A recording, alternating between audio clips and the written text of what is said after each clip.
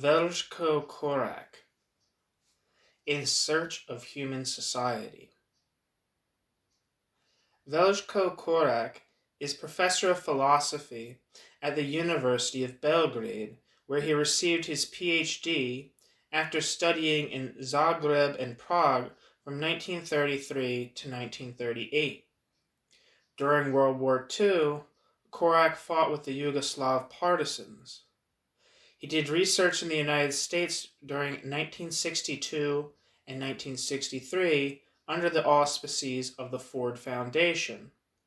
Primarily interested in the history of modern philosophy, philosophical anthropology, and sociology, Korac is the author of Kant's Critique of Pure Reason, Hegel's Foundation of the History of Philosophy, Personality and Socialism, Marx and Contemporary Sociology, and many other books.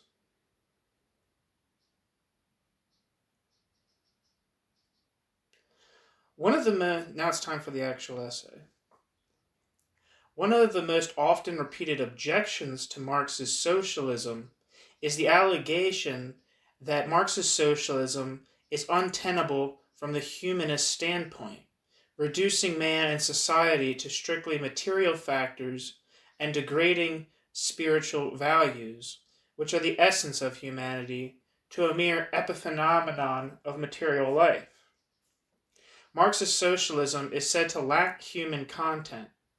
To have as Marx's socialism's ideal, not Homo sapiens, but Homo, I don't know if that's a T or an F, Homo faber, or Teber. These supposed shortcomings of Marx's socialism are attributed to Marx's materialism, the ultimate aim being to devalue and discredit both. One of the most characteristic examples of such criticism is that of the German philosopher Max Scheler.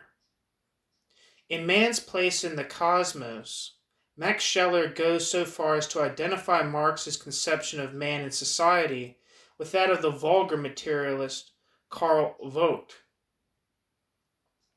Scheler represents Marx as maintaining that, quote, man does not create history, but is instead himself formed by history under differing conditions, particularly by economic history and economic structure, end quote. Max Scheler. According to Scheler, Marx considers man the product of economic conditions and believes that spiritual creativity, as expressed through art, science, philosophy, law, etc., is without its own immanent logic and continuity, since any such continuity or true causality is completely supplanted by economic forms. Being neither new nor original, Max Scheler's criticisms of Marx's concepts would not merit attention were Scheler not considered the founder of contemporary philosophical anthropology, i.e., that philosophical science which investigates the fundamental explanation of human beings as a special dimension of reality. When such a philosopher makes no distinction between Marx's materialism and that of Karl Vogt, it becomes worthwhile to ascertain just what it is in Marx's works that Max Scheler failed to grasp. In Marx's theses on Feuerbach, the third thesis reads as follows, quote, the materialistic doctrine that men are the products of circumstances and education, and that changed men are therefore the products of other circumstances and a changed education, forgets that circumstances are changed by men, and that the educator must himself be educated. Consequently, materialism necessarily leads to a division of society into two parts, of which one is elevated above society. For example, or e.g., in Robert Owen. The coincidence of the transformation of circumstances and of human activity can be conceived and rationally understood only as revolutionizing practice, or praxis, in parentheses. End quote. Marx's third thesis from the Theses on Feuerbach. It is difficult to believe that Max Scheler was unacquainted with this text, although experience does show that the heaviest and most reckless criticism of Marx was leveled by those of his opponents who were totally unfamiliar with his writings. But if one assumes that Scheler had in fact read Marx, including the Theses on Feuerbach, one must conclude that he, like many others, failed entirely to grasp the critical exception which Marx, as a materialist, took to the one-sidedness and narrowness of traditional materialism. Contrary to the image Scheler and many others wish to project, Marx's writings clearly indicate the degree to which he emphasized that human history is in fact man's own creation. Does not Marx refer in the first volume of Capital to Giambattista Vico, who wrote that the essential difference between the history of humanity and natural history consists in the fact that the former is the work of man and the latter not? But Marx does not put man above and beyond history in the role of an all-powerful creator with divine qualities. Rather, he examines man in history itself and asserts that, quote, the whole of what is called world history is nothing but the creation of man by human labor, end quote. Thus, man is not the work of higher powers, no matter how such powers might be conceived, nor is his being determined once and for all. Creating history, man creates himself. Creating himself, man creates history. The secret of this creation is human labor, which is human only insofar as it purposefully directs natural forces to act in man's interest. In this way, man elevates himself above natural necessity as a particular dimension of reality. Those who suggest that Marx comprehended and explained man simply as the result of material circumstances either do not or will not understand the meaning of Marx's fundamental attitude.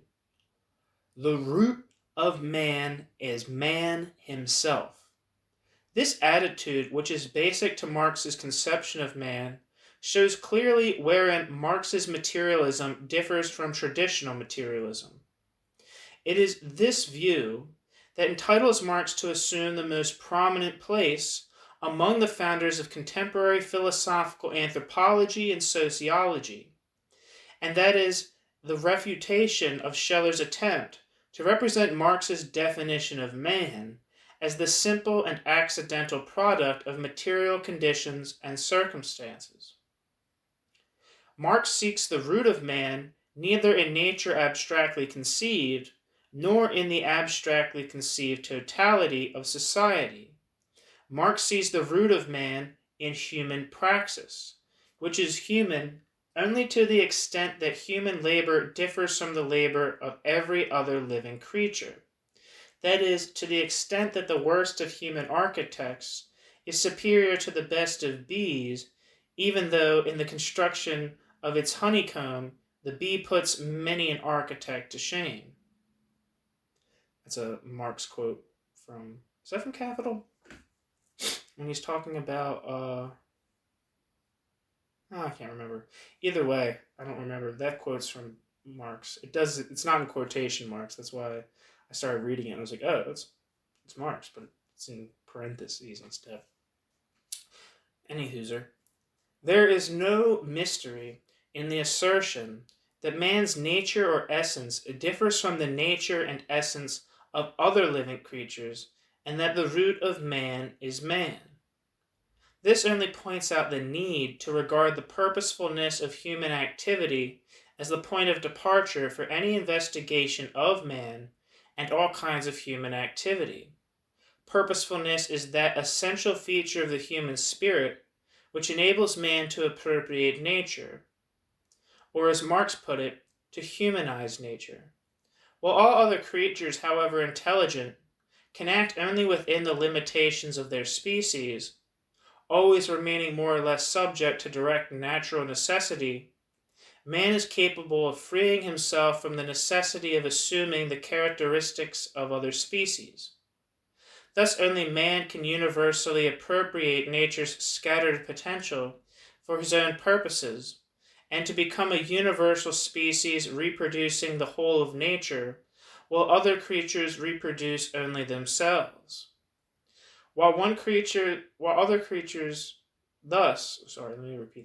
Thus only man can universally appropriate nature's scattered potential for his own purposes, and so become a universal species, reproducing the whole of nature, while other creatures reproduce only themselves.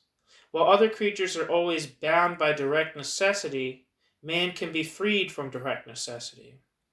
There and only there does man labor as man.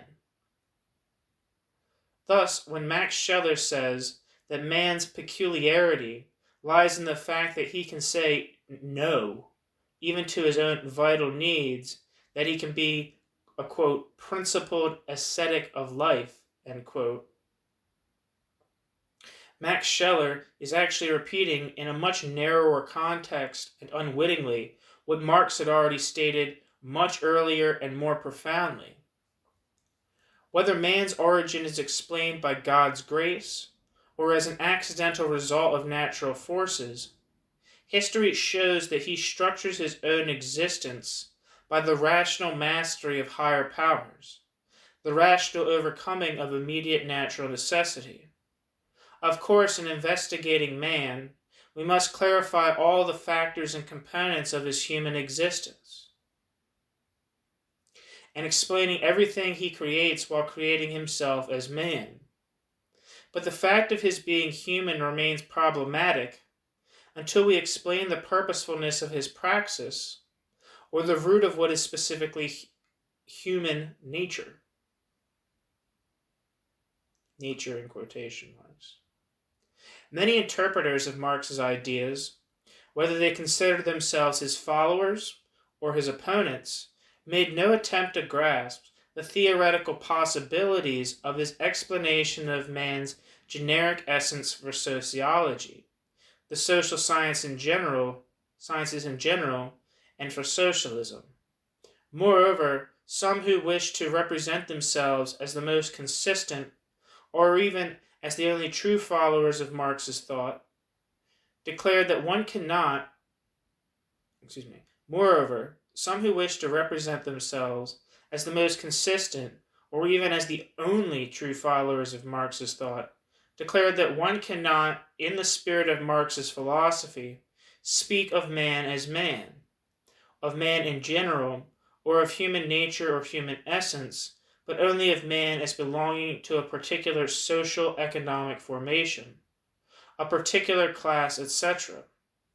The proportions such one-sidedness has assumed are demonstrated by a fair share of contemporary Marxist literature. However, familiarity with Marx's thought gained from his own works, and not via Stalin's writings or Stalinistic ideas, makes it a simple matter to establish beyond dispute that from his youth to the very end of his life, Marx thought and wrote about man as man, and labored to give the fullest possible definition to human essence. He could not have done otherwise because to him the question of man was essential, the more so since he was not satisfied with existing definitions. He was the first to realize that in order to explain society, man as the starting point must first be clearly defined.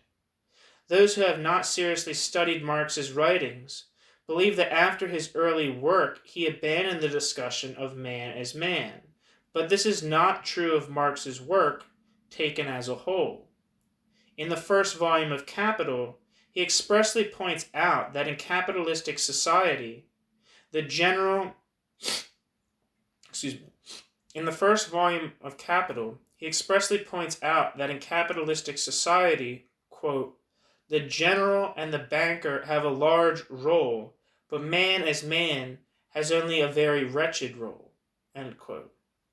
The human element in man is thus foreign to capitalism.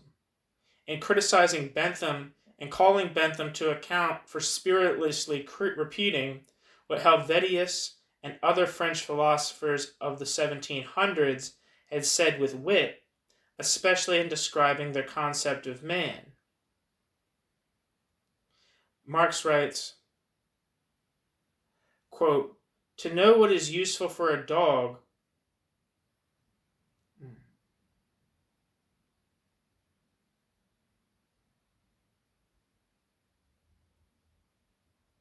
Okay.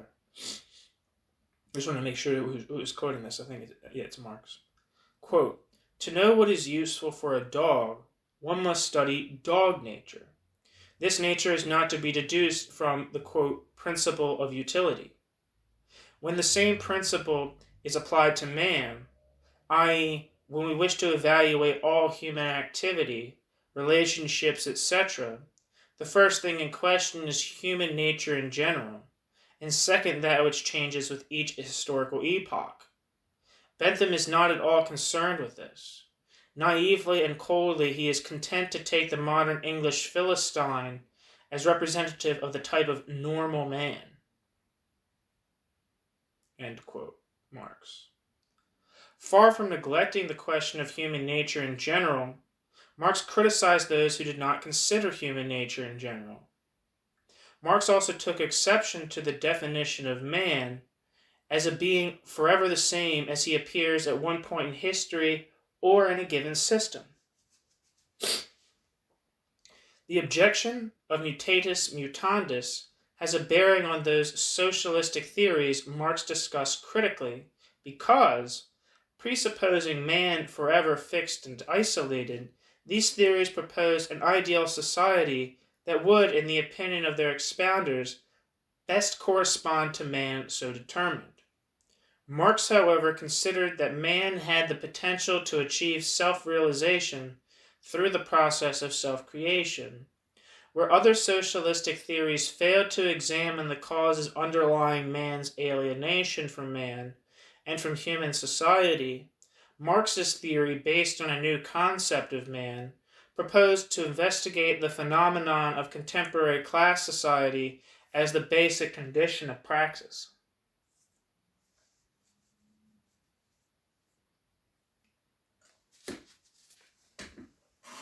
Establishing through critical analysis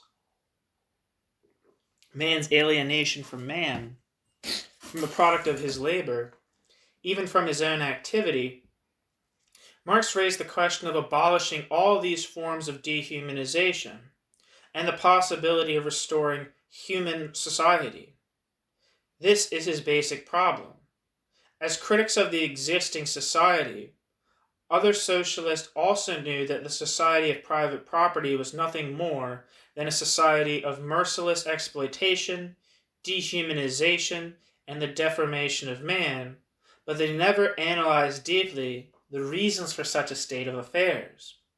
They believed that society could be transformed by an ideal plan or a more perfect form of social relationships, which would be realized by the triumph of reason as soon as people comprehended what such a plan held out to them. The real liberating forces within society remained unknown to them, as did the real methods for overcoming existing dehumanization and inhumanity. For this reason, all attempts to realize such projects very soon came to nothing. Nevertheless, the idea of socialism was not compromised. Marx was completely aware of this when he confronted various communistic and socialistic doctrines. He criticized them from first to last, even rejecting some for their egalitarian dogmatism, illusions, and other biases. Every notion of egalitarianism projected in advance he rejected as dogmatism. In place of this, he chose consistent criticism of the inhumanity in existing society. Searching for the root of the basic contradictions in that society, he came to the phenomenon of the irreconcilable opposition of capital and labor. Faced with this, Marx began to seek the explanation of man's generic essence, which he found in the purposefulness of human labor. Quote, "In speaking of labor, one deals directly with man himself," end quote, he observed, adding that, quote, "this new formulation of the problem already contains its solution," end quote. He wanted to discover why work wrought marvels for the wealthy, but brought poverty and wretchedness to the laborer. What was the contradiction in work itself? If by his own labor man creates himself, why then is his own work something foreign, a hardship instead of a satisfaction? Why is man alienated from man and from his own humanity? That all these questions necessarily followed from Marx's concept of man is more than obvious. And the answers he gave had a decisive meaning for his entire theory and the practice of his entire theory, for it was from these answers that he derived his socialist theory. Their essential content is that man creating himself through his social historical process becomes only potentially more human because his way of life under the prevailing conditions of division of labor and class antagonism permits his humanity to manifest and confirm itself only partially. Increasing his power over nature, man develops the dimension of his species being, but remains powerless to direct his social existence because his own being remains alien and unknown. In the society of private property and exploitation, universal alienation manifests universal alienation's self as the alienation of those potentialities that raise man above all other living creatures. Even the advances of science and technology become instruments of inhumanity. That is why the problem of abolishing alienation and ensuring free development presents itself as the problem of social freedom. Ascertaining that all forms of alienation are a consequence of the alienation of man's working activity, and that private property as, quote, the sensuous material expression of estranged man's life, gave rise to the stupid habit of regarding an object one's own only upon physical possession of it, end quote.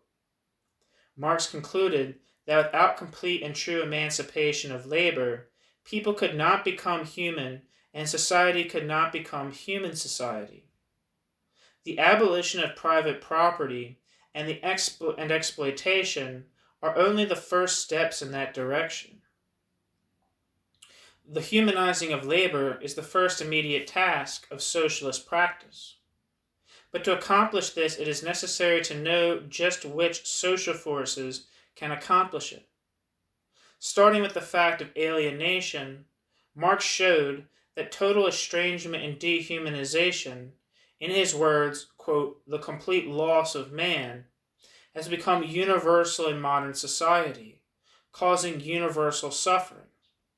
Marx's aim was true man living under emancipated conditions of labor and not disintegrated by the division of labor. Marx's vision of humanity's future was founded on the assumption that such a man was not only possible, but the necessary result of social development and essential to the existence of a truly human society. It was in this spirit that he wrote that, quote, the standpoint of the old materialism is bourgeois society. The standpoint of the new materialism is human or socialized humanity. Socialism is therefore not Marx's ultimate aim, but an approximation. His ultimate aim is human society. society in which dehumanization ceases, human labor is truly emancipated, and man has all the conditions necessary to his development and self-affirmation. Marx does not propose an ideal society in which the freedom of the individual is automatically achieved. This he knows to be a delusion, for free society remains an abstraction if every member of that society is not free as an individual. Therefore, he makes explicit that a new, human society can be only an association of men, where the freedom of each individual becomes the condition for the freedom of all. Freedom of human personality for Marx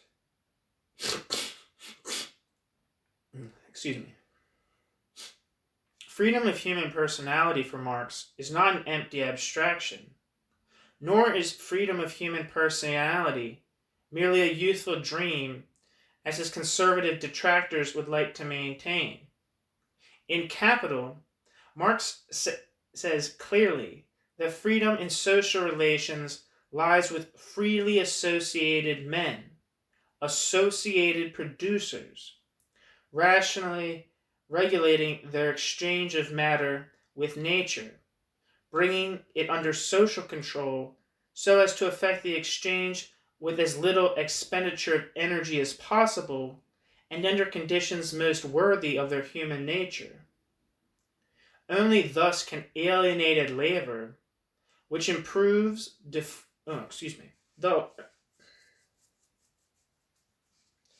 Only thus can alienated labor, which impoverishes, deforms, and robs the worker of his humanity, come to an end.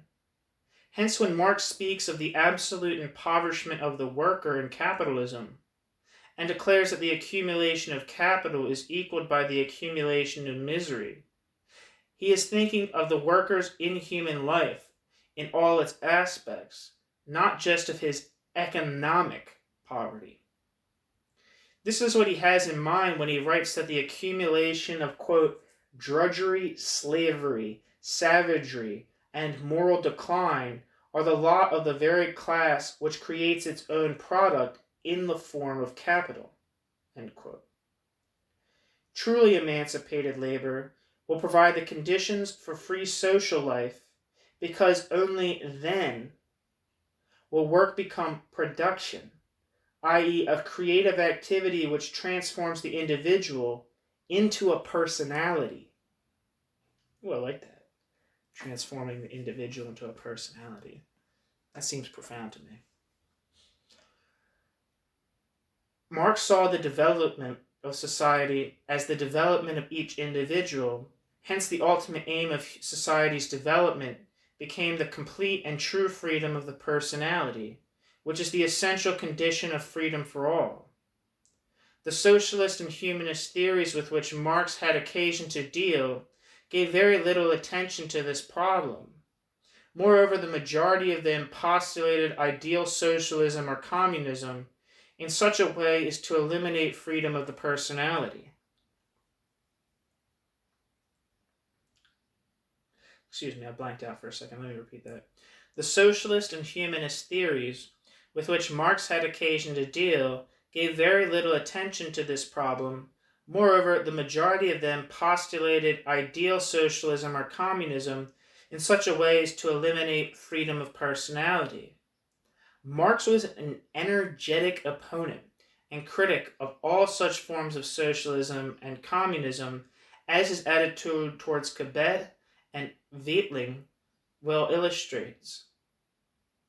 Describing their system of ideal society as, quote, primitive or, quote, crude communism, Marx noted, quote, this communism, which negates the personality of man in every sphere, is only the logical expression of private property, which is this negation. Universal envy, setting itself up as a power, is only a camouflaged form of cupidity, which reestablishes itself and satisfies itself in a different way. The thoughts of every individual with private property are at least directed against any wealthier private property in the form of envy and the desire to reduce everything to a common level, so that this envy and the leveling in fact constitute the essence of competition. Crude communism is only the culmination of such envy and leveling down on the basis of a preconceived minimum. How little this abolition of private property represents a genuine appropriation is shown by the abstract negation of the whole world of culture and civilization, and the regression to the unnatural simplicity of the poor and wantless individual who has not only not surpassed private property, but has not yet even attained private property. End quote. Marx. Marxist socialism was thoroughly opposed to every form of unnatural simplicity and to the leveling and complete loss of the individual in the impersonal and nameless collective. Instead, Marx proposed the free and universal development of the individual as the underlying condition of freedom for all. Such an association of people calls first of all for the abolition of classes, but not in the sense of primitive egalitarianism, as in Campanella's Civitas Solis. Rather, as Friedrich Engels stresses, quote, the abolition of social classes presupposes a level of production at which the appropriation of the products and means of production, and with them political power, monopoly of education, and spiritual guidance, by a special social class will be not only superfluous, but a hindrance to economic, political, and intellectual progress. End quote. Friedrich Engels. This is why Marx expected the socialist revolution will begin in the most developed countries of the capitalist world. However, contemporary history shows that socialist revolutions have not taken place in industrially developed countries, but in those barely on the verge of industrial revolution. Also, the contemporary socialist practice often contains obvious digressions from some of Marx's basic principles of socialist theory. Furthermore, certain socialist developments that have occurred will be extremely difficult to reconcile with any, let alone Marx's socialism. This, of course, is seized upon as an argument against socialism in general, and especially against Marx's socialism. The dialectical philosophy on which Marx based his socialist theory cannot ignore these divergences, just as objections to his socialism cannot remain ignored. Critical and revolutionary, Marx's philosophy states that a theory comes to life in a people only to the extent to which it is a realization of that people's needs. The question thus arises as to what and how great is the need for socialism in an underdeveloped country which finds itself on the threshold of industrial revolution. What are the primary needs of such countries?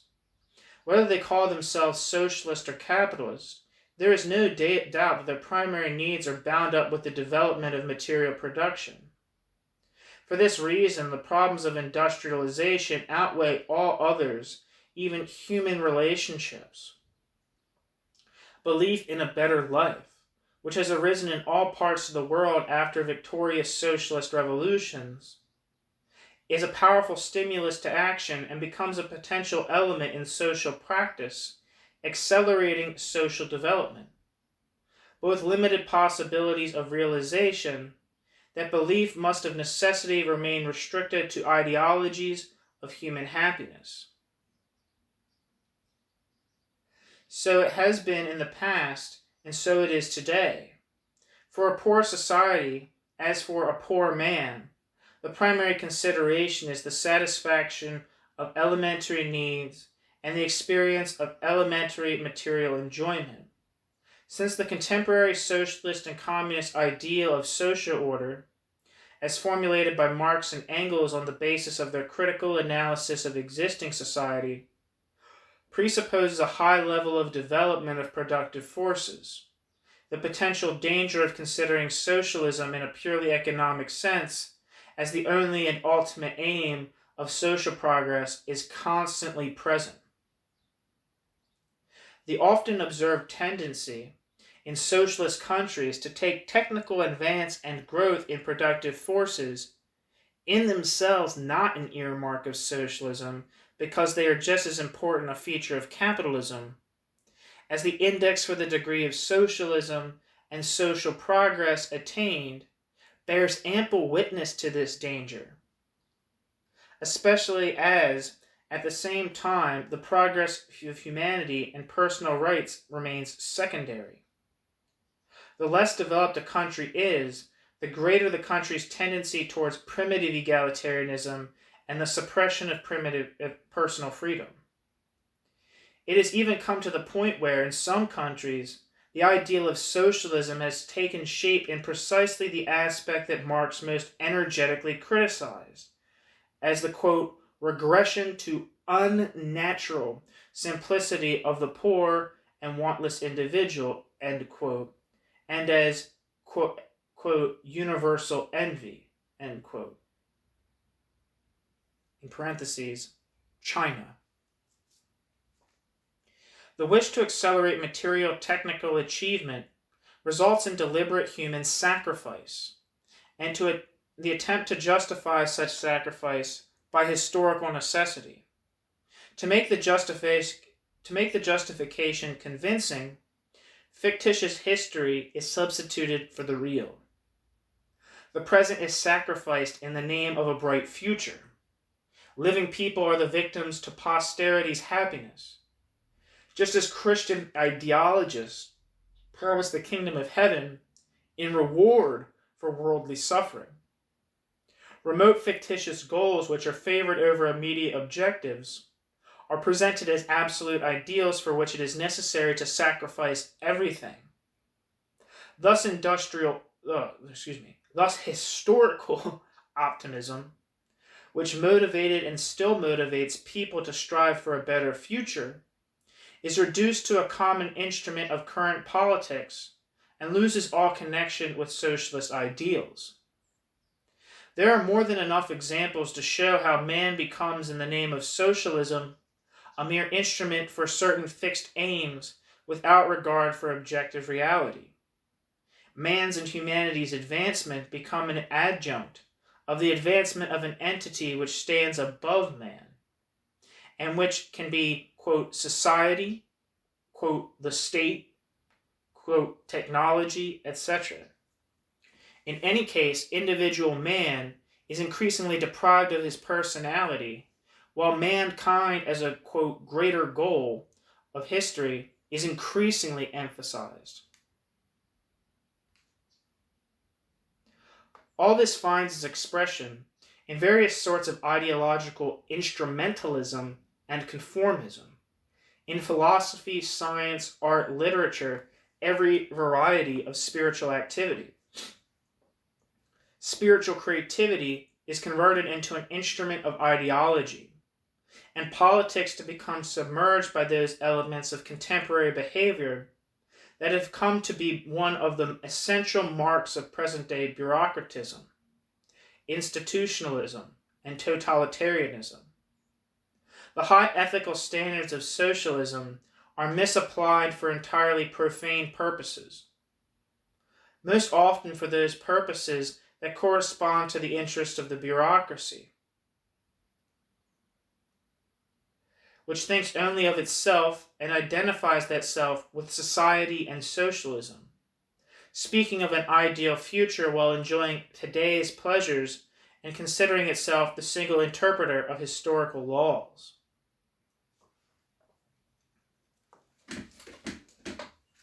Time for a sip.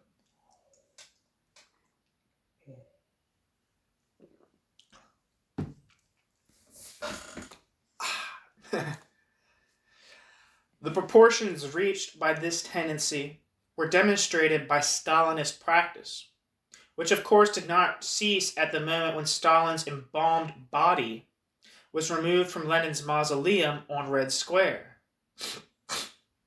The situation in contemporary China is the best evidence of the tendency toward the revival of Stalinist statism. Maoism is Stalinism, us version of Stalinism. Excuse me, let me repeat the whole sentence. It just, if you listen to anything else that I put up on here, I put up a thing about, it was Lauren Goldner talking about Maoism in the New Left. And I think actually the more important thing is, was it Adriesta's Revolt or whatever? I don't remember. Adriesta's Revolt. Listen to her thing with the Lauren Goldner's Notes Towards a Critique of Maoism, where it goes into the Stalinist nature of Maoism. But yeah, sorry, that popped up. That's why I'm doing this tedious side note. The situation in contemporary China is the best evidence of the tendency toward the revival of Stalinist statism and its transformation into a specific model of primitive and poor egalitarianism. It is this model that wants to impose itself ruthlessly on contemporary mankind as the ideal of socialism, which means that Stalinistic practice wants to impose itself from an even lower level than it used to occupy, a level that really has nothing in common with Marx's ideas of human society. In Stalinist practice, faith in socialism was transformed into one of the main levers of despotic arbitrariness, which in the name of certain greater future goals, and the, quote, future happiness of humanity, became anti-human and anti-critical in the highest degree, until it finally turned into ruthless state idolatry. The ideologists of bureaucratic state tendencies have illustrated their departure from Marx's socialist theory on numerous occasions. An outstanding example of this is the following explanation of freedom of the personality in socialism.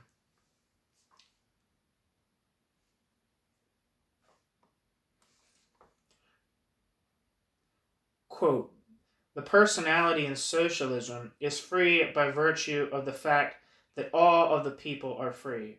Under the conditions of socialistic collectivism and socialistic democracy, the freedom of one member of society does not and cannot threaten the freedom of another. End quote.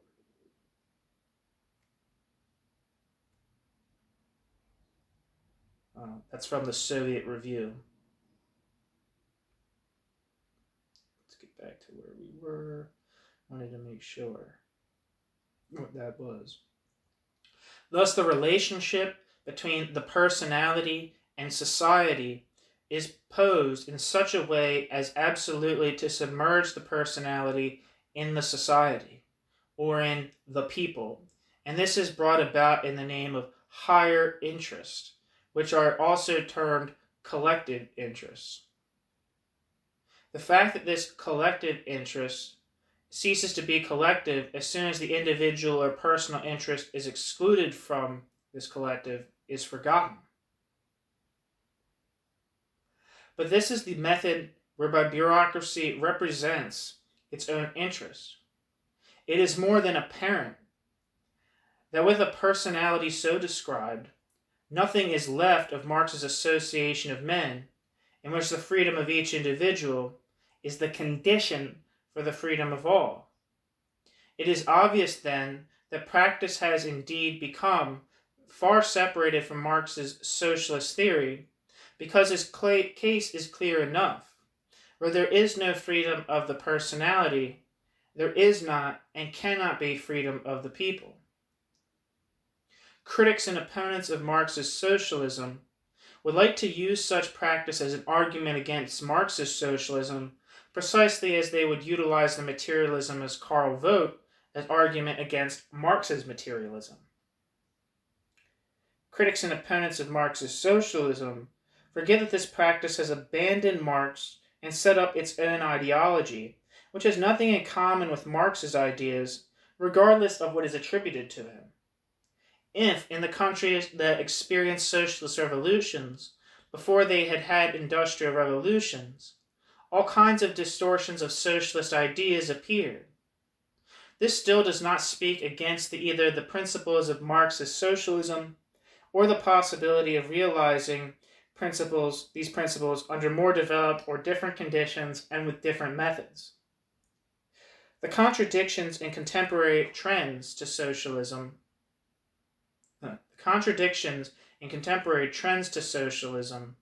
appear mostly because some socialist practice wants to impose itself as the only possible model of socialism.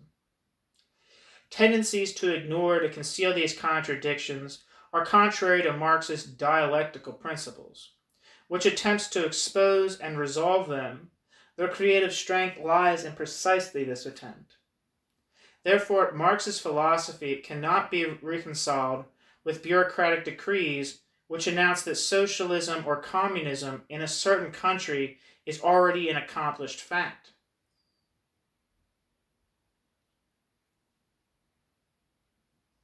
On the contrary, what is necessary, according to Marx, is unconditional and uncompromising criticism of, quote, everything existing, end quote.